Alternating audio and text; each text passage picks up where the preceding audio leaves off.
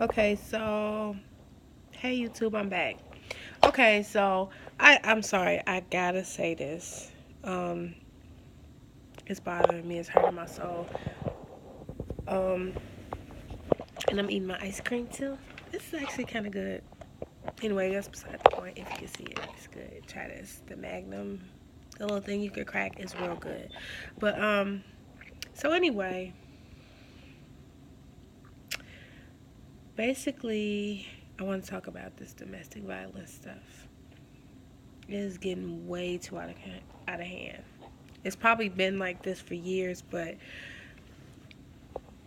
I guess now at this moment it's probably part of my ministry. So it's just touching me right now. But it is way too many people, way too many families that have this domestic violence demon taking, just destroying it. And a lot of times, um, women we stick with, now it is men that's going through this too. So I mean, man, if you're with a woman that's like that, exhibiting, like she's unstable emotionally and all of that type of stuff, you need to leave her alone. Because there's plenty of men that I've seen on Snap that have got killed by their significant other. So it's the same thing for you guys too. Um, it shouldn't matter either way. But I want to take some time and I want to talk to ladies because it is very difficult for a lot of women to leave um, these guys, and it's not always the case where they feel as if they feel as if they can't leave. Sometimes they don't want to leave.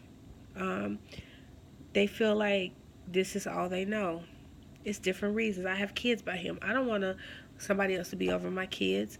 Um, I don't want any man to be over my kids. These men out here is crazy. They can hurt your kids. Well, if he's hurting you in front of your kids, um, you're already with crazy. I mean, let's keep it real. If he's belittling you, calling you out your name, and physically harming you in front of your kids, you are with the crazy. You might as well just date somebody else. I guess maybe it's better if if it's the dad that's doing it and not a random guy. I don't know. I never really understood that, that reason, but I don't want to like judge because I've been there before. So I'm not going to judge and tell you that, but my reason was different. I didn't really think I was in a domestic violence relationship because I'm one of them different type of women. I'm from the hood. You want to hit me? Okay, we finna hit back. So we was literally fighting. So this was a fight each other type of relationship. But it wasn't until I went through counseling that I realized that that was a unhealthy relationship. You should never have to fight a person. You shouldn't have to be in defense mode. But see, that's something I had to learn, because it wasn't like I was really afraid of him.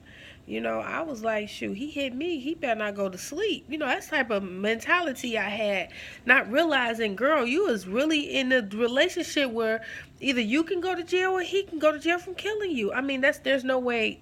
That's how it ends most of the time, or how it can end. So this is what I'm saying. I want to talk to my ladies right now. Um, please get out. That is not safe. That's not safe for you. That's not safe for your kids. If you have children, get out. You ever seen the movie Get Out? Get out. Do not turn back. Okay? We have to think with wisdom. We have to use our common sense. There's no way that you could tell me that you gonna drop your kids off at somebody's house that's beating them, that's abusing them, and say, okay, I see y'all in about a couple hours and I'm going to come back. Right? I mean, that doesn't even make sense. That's not even logical thinking, right? You have to think on them terms. Why would you stay in a relationship in the house with a man that's abusing you? That's like dropping your kids off with an abuser that you know that's abusing, and you know that when you drop them off, it's a possibility they can get abused. So why would you even stay in a situation like that? It's not helping you. It's not helping your kids. All they are doing is growing up and learning how to be what you don't want them to be. And that's to either learn how to date an abuser, or if you have sons, become an abuser. See, that's not love. Love does not hurt. Love does not control. Love leads. Love suffers long suffering, but it does not hurt you in that way. So to think that a man loves you, that is not love. I don't care how many kids you got. You can have 37 kids. Girl, do your best to walk away. And I'm saying this because there's too many women losing their lives. They are in fear. And that demon is nothing to play with. You dealing with a whole different level. You dealing with an angry rage can come over that man. Rage can come over him, and he can kill you and maybe even himself, or maybe even the kids. Do you really want that? Is it that serious to be with that person? Can you learn to love yourself and be alone? Because a lot of the problems is we don't want to be alone. We'd rather have something that's harming us.